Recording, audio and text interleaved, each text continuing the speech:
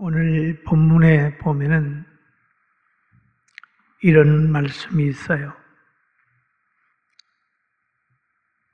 안디옥 회당에서 율법과 선지자의 글을 읽은 다음에 회당장이 그렇게 얘기를 합니다. 여러분 중에 누가 백성들에게 건할 말이 있습니까? 물어봤어요. 그럴 때 바울 사도가 거기에 참여했다가 손을 들는, 예, 제가 한번 말을 하겠습니다. 그랬어요. 그래서 사도행전 13장 16절에 보면 바울이 일어나 손짓하며 말하되 이스라엘 사람들과 및 하나님을 경외하는 사람들아 들으라 그랬어요.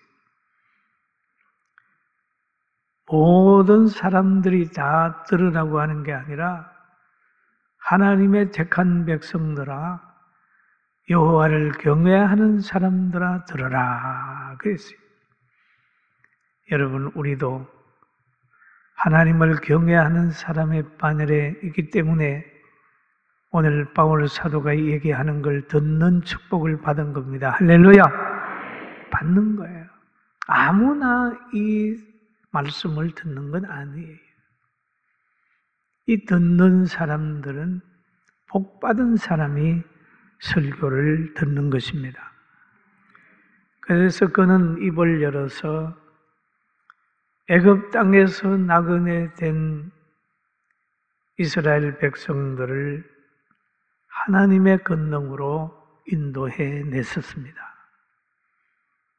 그리고 홍해를 건너게 하시고 홍해 건넌 다음에 광야에서 40년 동안 우리 조상들을 하나님이 인도해 주셨습니다. 그런데 하나님께서 40년 동안 우리 조상들의 소행을 참았다. 그렇게 표현하고 있습니다. 소행을 참았다. 이스라엘 백성이 광야에서 모세의 말을 들으면서 거하면서 많이 문제가 있었어요. 불평하고 원망하고 그랬단 말이에요. 그런데 하나님께서 그럼에도 참았단 말이에요. 참았다. 그리고 그 40년 지난 후에 요단강을 건너서 가나안에 자리 잡고 있는 7 족속들을 다 쫓아내시고 거기에 자리 잡게 했다. 그 자리 잡게 하게 되니까 450년이 걸렸다. 그렇게 얘기를 지금 쭉 하고 있습니다.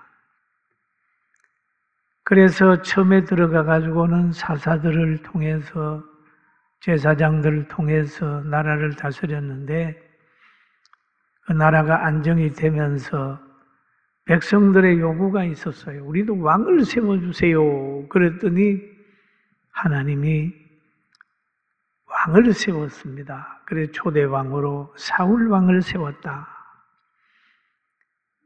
사울 왕을 세워서 40년 동안 통치하게 한 다음에 그도 그를 폐하시고 하나님 마음에 맞는 다윗 왕을 세워서 그 나라에 복을 줬고 그의 후손으로 이제 그리스도가 태어나게 했다라고 하는 얘기를 바울 사도가 안디옥 회당에서 쫙 하신 말씀이 오늘 본문의 말씀인 것입니다.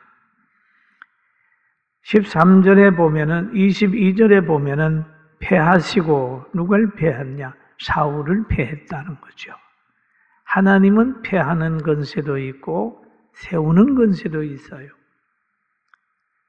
사울의 왕권이 대가 이어지지 않게 되는 것은 사울이 권력을 잡은 후에 너무 하나님을 떠나버렸습니다. 하나님 말씀을 벗어났어요. 그러니까 하나님이 패해버렸어요. 자기의 권력을 가지고 자기 스스로 그 권력을 지키려고 하고 많은 피를 흘렸어요. 그래서 하나님이 패해버렸습니다. 그리고 다윗을 왕으로 세우시고 정언하여 이르시되 내가 이새의 아들 다윗을 만나니 내 마음에 맞는 사람이라 그 내 뜻을 다 이루리라 하시더니 그렇게 말씀하셨어요. 내 마음에 맞는 사람이라. 그러면 하나님은 자기 마음에 맞는 사람을 쓰시고 보호하시고 그를 통하여 하나님의 계획과 뜻을 이루시는 것입니다.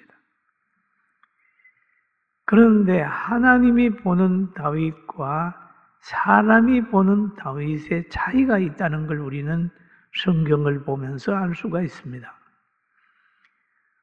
사람이 다윗을 보면 마음에 안 들어요. 왜냐하면 다윗은 너무 큰 죄를 졌어요.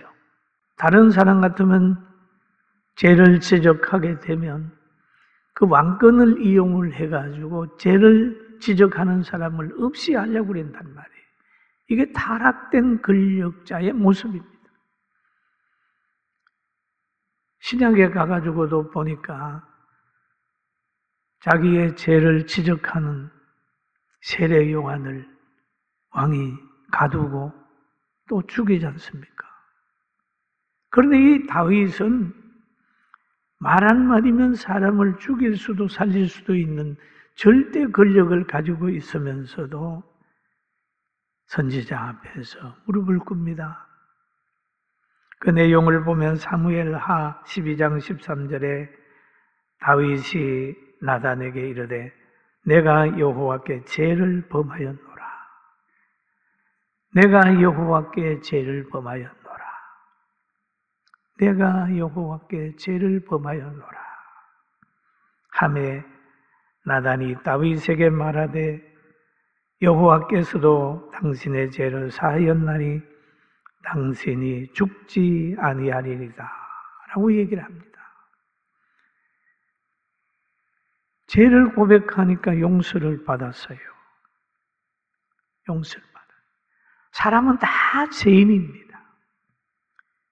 그런데 의롭게 되는 길이 하나가 있는데 회개입니다. 할렐루야. 회개. 회개밖에 없어요. 죄를 범하는 그러나 하나님이 용서는 해줬는데 그의 죄값은 받는 부분이 있습니다. 사무엘하 12장 14절에 보니까 이로 말미암아 다윗이 그 죄를 짐으로 말미암아 그러죠. 여호와의 원수가 크게 비방할 거리를 얻게 하였으니 원수가 비방할 거리를 얻게 하였으니 여러분 왕이 그런 죄를 지게 되면 원수가 비방하잖아요.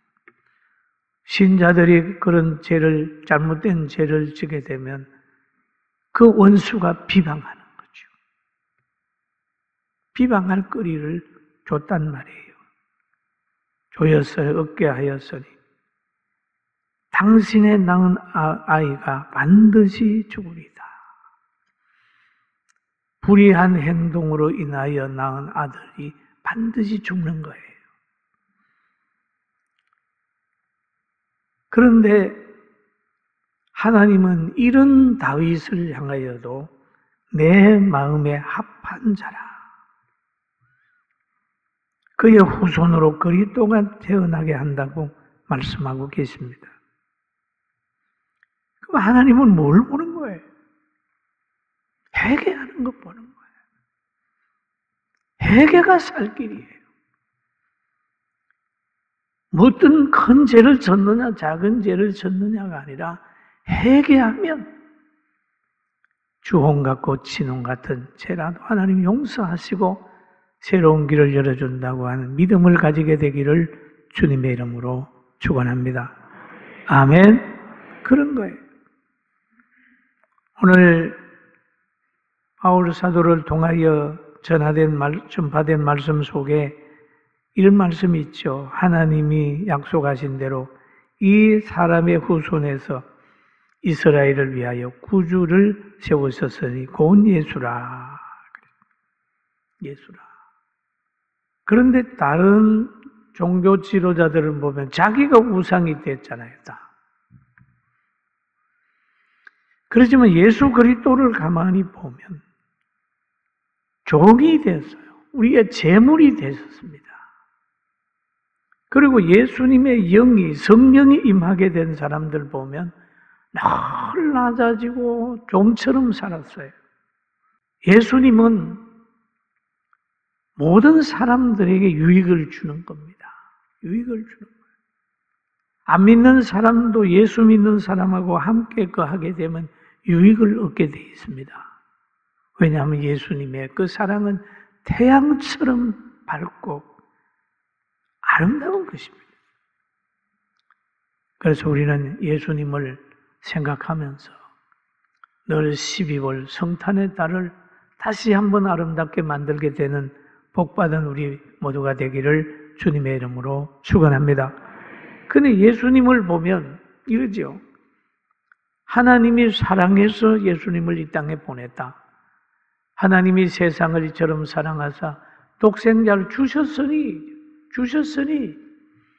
이는 그를 믿는 자마다 멸망치 않고 영생을 얻게 하려 하십니다. 라고 말씀을 하셨습니다. 또 인자가 온 것은 섬김을 받으려 함이 아니요 도리어 섬기려 하고 자기 목숨을 많은 사람의 대속물로 주려 했다. 그렇게 말씀하고 있습니다. 예수님은 병든 자, 소외된 자, 약한 자, 자기를 찾는 사람에게 실망을 주지 않았습니다. 그리고 예수님은 누구에게라도 불이익을 주지 않았습니다. 세상의 모든 사람은 그럽니다. 약자를 도와야 된다. 가난한 사람을 도와야 된다. 또 이렇게 많은 얘기를 해가지고 꼭 예수님은 약자 편이라고 생각을 합니다만 하나님은 공의의 하나님이라는 것을 깨달으면서 공의롭게 사는 지혜가 있기를 주님의 이름으로 축원합니다. 공의로운 하나님입니다. 공의로운 하나님입니다. 레위기서 19장 15절에 보면 이런 말이 있습니다. 같이 한번 읽어봅니다. 너희는 재판할 때 불의를 행하지 말며 가난한 자의 편을 들지 말며 세력 있는 자라고 두둔하지 말고 공의로 사람을 재판할지며. 여러분 여기에 보면 공의로워라. 재판을 할 때 불의를 행하지 말며 가난한 자의 편을 들지 말며 근세 세력 있는 자를 두둔하지 말며 공의롭게 하라. 공의롭게. 또 내가 너희에게 선포하는 이 율법과 같이 규례와 법도를 공의로운 큰 나라가 어디 있느냐라는 말씀이 있죠. 너는 입을 열어 공의로 재판하며 공고한 자와 궁핍한 자를 신원할지니라 라는 말씀을 하고 있습니다. 그리고 예수님을 알게 되면 사람들은 겸손하게 되고 하나님의 약속을 알게 되면 담대해지는 거예요. 그리고 성경에 보면은 그 예수님이 이 땅에 오신다고 약속을 했어요. 오셨어요. 그리고 세례 요한이 또 엘리야의 심령으로 와가지고 예수님에 대한 이야기를 해요. 그 세례 요한이 와서 그런 얘기를 합니다. 제자들에게 물어보면서 이런 말을 하죠. 요한이 그 달려갈 길을 마칠 때 말하되 너희가 나를 누구로 생각하느냐? 그렇게 말합니다. 그러면서 나는 그리스도가 아니라 내 뒤에 오시는 이가 있으니 나는 그의 발에 신발끈을 풀기도 감당하지 못하리라 하였다. 세례 요한은 자기에게 와서 세례받는 예수님을 보면서도 그러는 거예요. 예수님을 알아봤어요. 자기는 예수님하고 비교하면 종의 일을 감당하는데도 미치지 못하는 사람이다 라고 얘기를 하고 있습니다. 사랑하는 성도 여러분, 우린 예수님을 바로 알고 성경을 바로 알고 천국을 바로 알게 되기를 주님의 이름으로 축원합니다. 이 바로 모르면, 예수님을 모르면 늘 예수님을 이용해가지고 자기 운동하는 거예요. 자기 높아지는데, 자기 출세하는데 예수님을 자꾸 이용을 합니다. 그런 세례 요한이나 다른 사람들 보면 자꾸 예수님을 높이는 거예요. 그리고 예수님을 알아야 되는 겁니다. 그래서 오늘 본문에도 이런 말이 있어요. 형제들아, 아브라함의 후손과 너희 중 하나님을 경외하는 사람들아, 이 구원의 말씀을 우리에게 보내셨거늘 예루살렘에 사는 자들과 그들 관리들이 예수와 및 안식일마다 외우는 바 선지자의 말을 알지 못하므로, 안식일마다 외우지만은 선지자의 말씀, 예언의 깊은 뜻을 모르고 있다는 거죠. 그러므로 인하여 고만 선지자들이 예언한 대로 그렇게 돼버렸다. 그렇죠. 여러분, 우리가 설교를 계속해서 들어도 그 설교 깊은 내용을 모르면 근성으로 듣게 되는 거예요. 알지 못함으로 그렇게 얘기하잖아요. 외우고 있지만 그 내용을 알지 못한다. 예수님이 오셔서 사역하는 것이나 또 예수님이 오시는 방법이나 이런 거를 다 알려줬는데 읽으면서도 알지 못하는 거예요. 이사야 7장 14절에 보니까 그러므로 예수께서 친히 징조를 너희에게 주실 것이라. 보라, 처녀가 잉태하여 아들을 낳을 것이요 그 이름을 임마누엘이라 하리라. 이사야 선지자를 통해서 예언됐잖아요.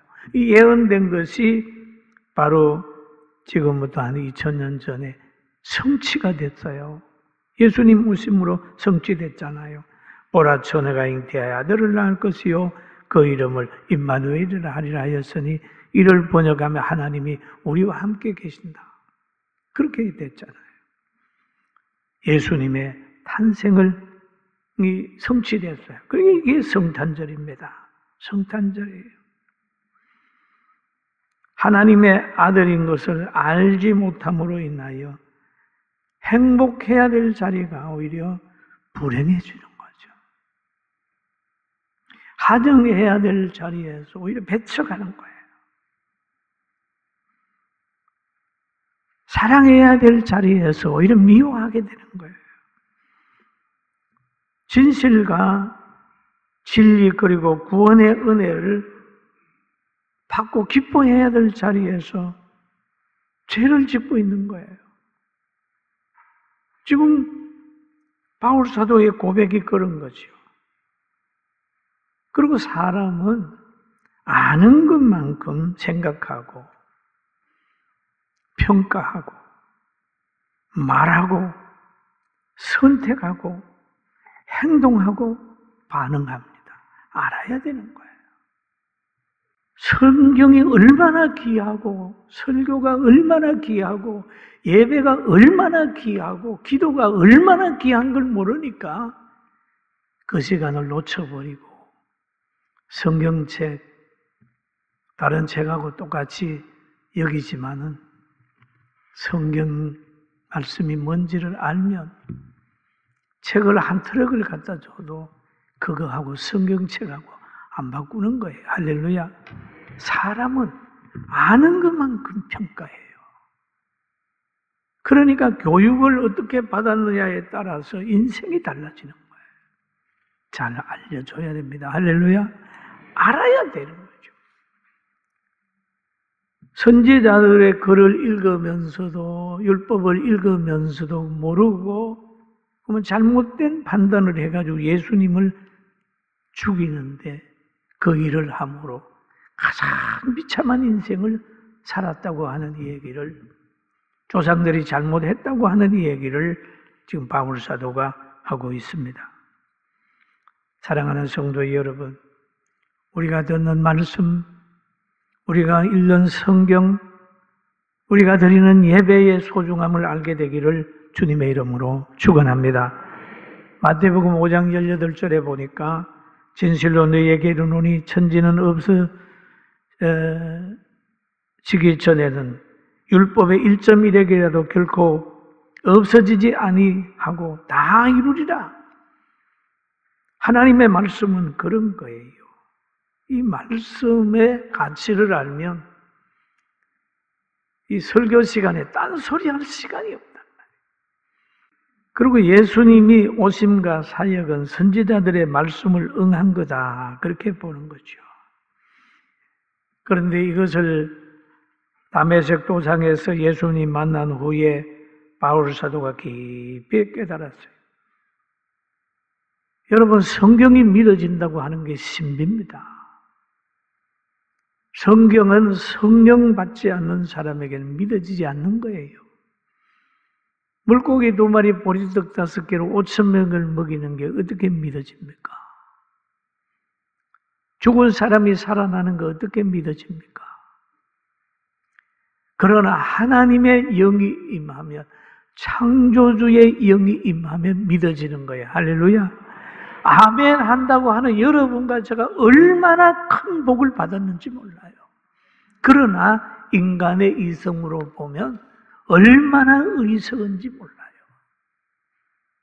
여러분 기도해 보세요. 성령 받아 보세요. 다른 사람이 느끼지 못하는 그 기쁨과 희열을 느끼고 신령한 것을 체험할 수 있습니다. 그리고 바울 사도가 이런 신령한 것을 깨닫기 때문에 그는 인생을 살아가면서 항상 기뻐하라, 범사에 감사하라, 쉬지 말고 기도하라, 그러면서 인생 삶에 굉장히 행복을 느끼고 있었어요. 그가 말년에 그런 고백을 합니다. 믿음의 아들 디모데를 향하여 이렇게 얘기를 하죠. 나는 선한 싸움을 싸우고 나의 달려갈 길을 마치고 믿음을 지켰으니, 그렇게 고백하죠. 우리는 지금 선한 싸움을 싸우고 있는 전사입니다. 할렐루야. 선한 싸움을 싸우고 시비를 걸어오는 사람이 많이 있기 때문에 싸우는 거예요. 나의 달려갈 길을 마치고 믿음을 지켰으니 라는 얘기를 합니다.